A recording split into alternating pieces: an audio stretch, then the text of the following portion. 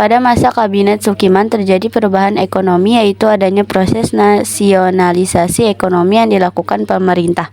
Proses ini menyangkut 3 bidang utama, yaitu nasionalisasi DJavas Bank menjadi Bank Indonesia, pembentukan Bank Negara Indonesia, dan pemberlakuan Orang Republik Indonesia atau ORI.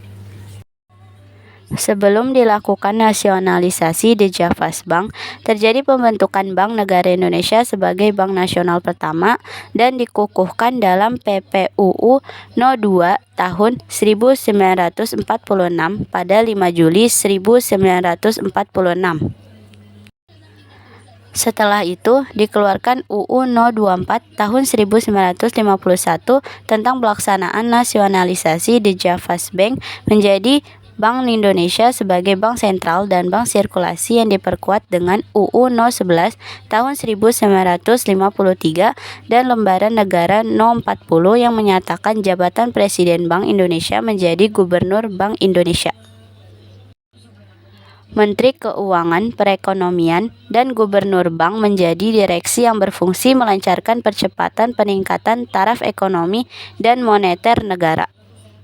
Pemerintah Indonesia melakukan nasionalisasi mata uang RI dengan menukarkan mata uang Jepang ke mata uang Indonesia yang disebut Orang Republik Indonesia atau ORI pada tanggal 1 Oktober 1946 dan dikukuhkan dalam UU No. 17 tahun 1946 dan UU No. 19 tahun 1946.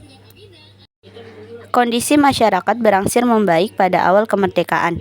Kebijakan pemerintah kepada rakyat untuk menabung menjadi awal baik bagi perekonomian bangsa.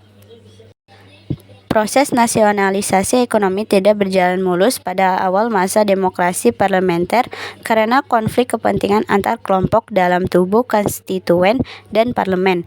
Sebagai contoh, proyek pada masa Kabinet Ali I yang bertujuan meningkatkan taraf perekonomian bangsa yang menekankan nasionalisasi sektor perekonomian dan mendukung perkembangan pengusaha pribumi.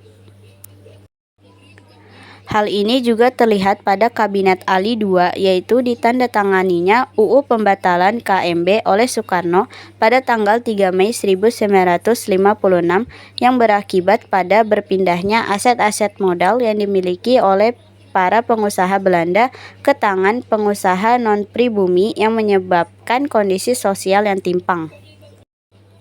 Untuk mengatasinya, pada tanggal 15 Maret 1956, Kongres Nasional Importir Indonesia mengeluarkan kebijakan yang dinamakan Gerakan Asat yang mendorong pemerintah mengeluarkan peraturan yang melindungi pengusaha pribumi dalam berdaya saing dengan pengusaha-pengusaha non-pribumi lainnya.